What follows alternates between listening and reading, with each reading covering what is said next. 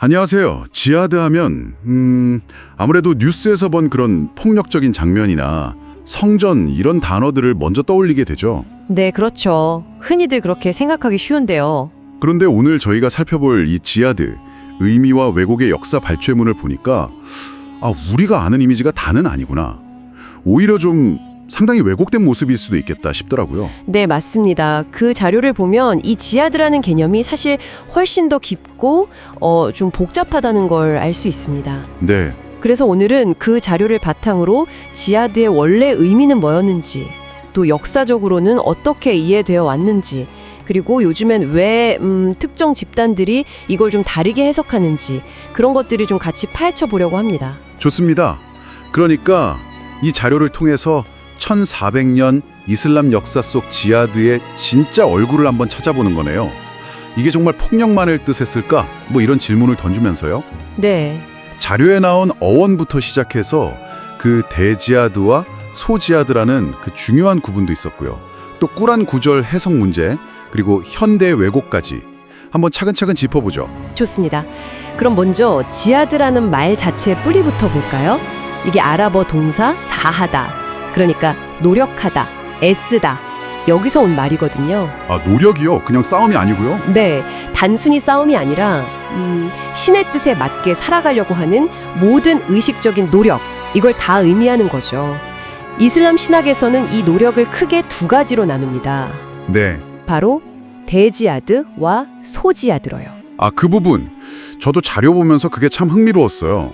이 대지하드, 그러니까 더 큰 지하드를 훨씬 중요하게 다루더라고요.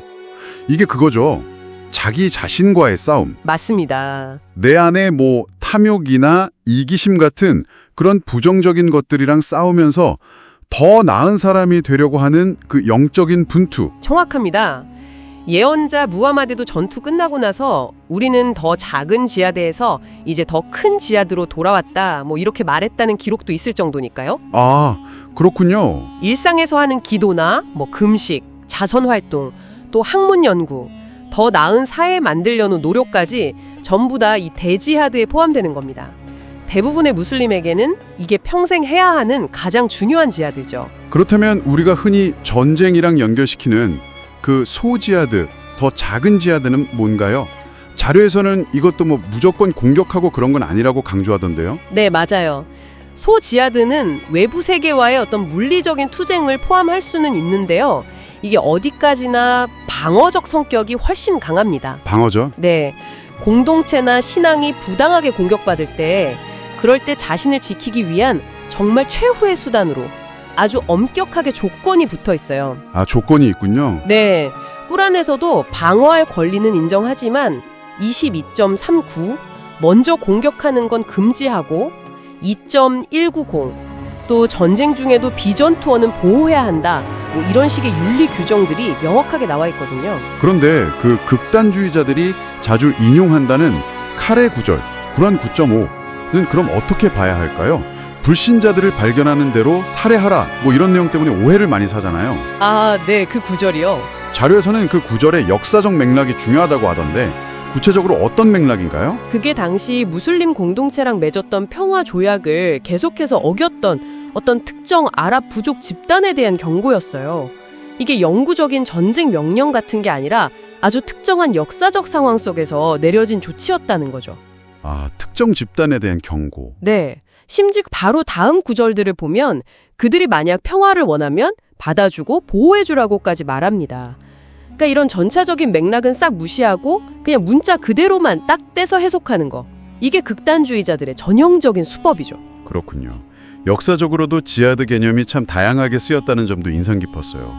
초기 이슬람 제국 때는 좀 군사적인 의미가 강했지만 십자군 시대, 살라딘이나 근대 식민지 시기에는 외세 침략에 맞서는 어떤 저항의 의미로 쓰이기도 했고요. 네네. 함부로 선포할 수도 없게 엄격한 조건도 있었다면서요? 맞습니다. 지하드를 선포할 권한은 원칙적으로 공동체의 합법적인 통치자에게만 주어졌고요. 그 절차도 굉장히 신중했습니다. 그런데 이제 20세기 들어서 등장한 살라피 지하드주의 같은 현대 정치 이데올로기들이 이 개념을 완전히 다르게 쓰기 시작한 거죠. 그게 바로 오늘날 우리가 뉴스에서 보는 그 폭력적인 지하드의 뿌리가 되는 거군요. 그렇죠. 자료 보니까 이들은 꿀안의 역사적 맥락 같은 건 다 무시하고 뭐 평화적인 구절은 효력이 없어졌다 이렇게 주장하고 나스 흑요리 왜곡, 또 자기들이랑 생각 다르면 그냥 무조건 불신자다 이렇게 규정해서 타크피르 남용, 폭력을 막 정당화한다고 하죠. 네. 네. 뭐 알카에다나 IS 같은 단체들이 바로 그런 논리를 따르는 거고요. 네. 이건 정말 1400년 이슬람의 주류 전통이나 어떤 학문적인 해석과는 완전히 거리가 먼, 그걸 정면으로 부정하는 행위라고 할 수 있습니다.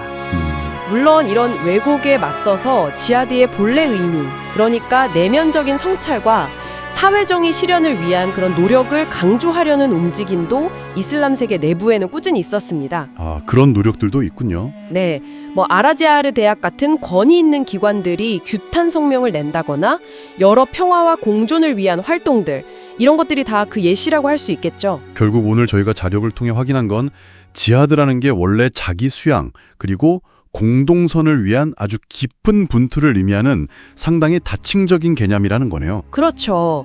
내면과의 싸움인 대지하드가 핵심이고 물리적인 충돌인 소지하드는 아주 제한적인, 그것도 방어적인 행위라는 거고요. 맞습니다. IS 같은 단체들이 내세우는 그런 무차별적인 폭력은 이 풍부한 개념을 완전히 납치해서 자기들 정치적인 목적을 위해 악용하는 이슬람 가르침과는 정말 거리가 먼 그런 행태인 거죠. 네, 경전의 맥락은 다 무시하고 아주 극단적인 해석으로 폭력을 정당화하는 거니까요. 그래서 이 지하드를 둘러싼 어떤 단편적인 이미지 너머를 보는 게 중요해 보입니다. 이 자료가 보여주는 것처럼 그 본래의 깊이나 복잡성을 이해하는 거예요. 이게 단순히 오해를 푸는 차원을 넘어서 우리 시대의 극단주의가 어떻게 종교적인 개념을 왜곡하는지 그 구조를 파악하는 데도 좀 도움이 될 것 같고요. 네, 이 자료들을 쭉 살펴보고 나니까 이런 질문이 하나 남는 것 같아요. 어떻게 보면 참 숭고하다고 할 수도 있는 이 종교적인 분투의 개념이 어떻게 특정 정치 세력의 그런 폭력적인 구호로 이렇게까지 변질될 수 있었을까 하는 점이요. 아, 그러네요. 그리고 또 그런 왜곡에 맞서서 본래 의미를 되찾으려는 노력이 지금 우리에게 던지는 메시지는 과연 무엇일지 한 번쯤 다 같이 생각해 보시면 좋겠습니다.